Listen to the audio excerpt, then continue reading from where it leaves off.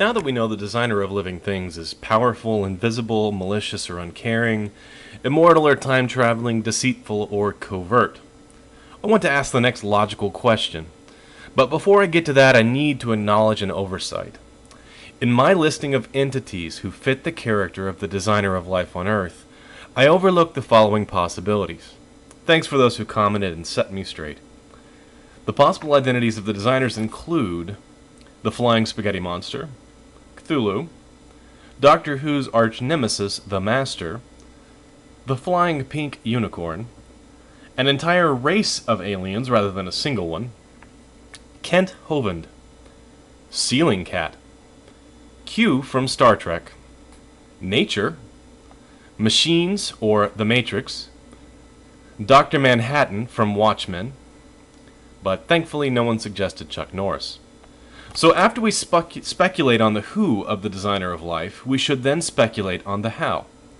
After all, intelligent design is simply looking for the evidence of design, and is in no way affiliated with creationism. Or is it? For the sake of argument, let's assume the designer is the Flying Spaghetti Monster. After he designs life at his drawing board, how does his noodly appendage turn that design into a living being? Let's examine some options of how a designer implements his design. For the sake of neutrality, I will refer to the designer as Mr. G. You may feel free to insert your own favorite, powerful, invisible, malicious or uncaring, deceitful or covert entity. Option 1. Direct creation. Okay, Mr. G snaps his fingers and poof, life appears. But wait, then we're talking about both design and creation in one argument. Why, this could result in intelligent design being intelligent design and creation. And that sounds an awful lot like plain old creationism, which can be defined as the creation of life by a supernatural entity. Can it be that the intelligent design people haven't noticed this? That their hypothesis includes a supernatural creator as well as a designer? I'm going to have to ask that anyone at the Discovery Institute clarify this point for me. If you are agnostic about the source of design, are you also agnostic about the method of implementation of the design? Do you have any plans to test for how the design is implemented? Let's look at another alternative to creationism. Option 2, indirect creation. In this model, Mr. G designs the living things, but a separate team are responsible for the implementation and construction of the design. They are the ones who make up DNA in big batches and move fossils and living animals around to give the appearance of common descent. One can only speculate on their characteristics, but I envision a celestial or infernal version of the Keebler elves. Only instead of cookies, they're making up batches of malaria and kittens. In this model, Mr. G designs the living things, but a separate team are responsible for the implementation and construction of the design. They are the ones who make up DNA in big batches and move fossils and living things around to give the appearance of common descent.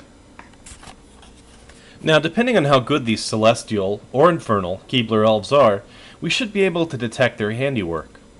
A fossilized footprint, a 6-inch humanoid skeleton in a tar pit, the remains of a pointy hat in the fossilized rib cage of a tyrannosaur, some evidence of chisel marks on DNA strands, or evidence of chocolate chips in your early eukaryotes.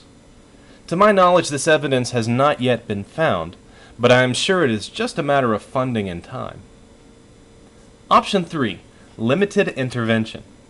It could be that Mr. G's crack team of life manufacturers are making the first two of every animal in some celestial or infernal animal factory, then transporting them to Earth.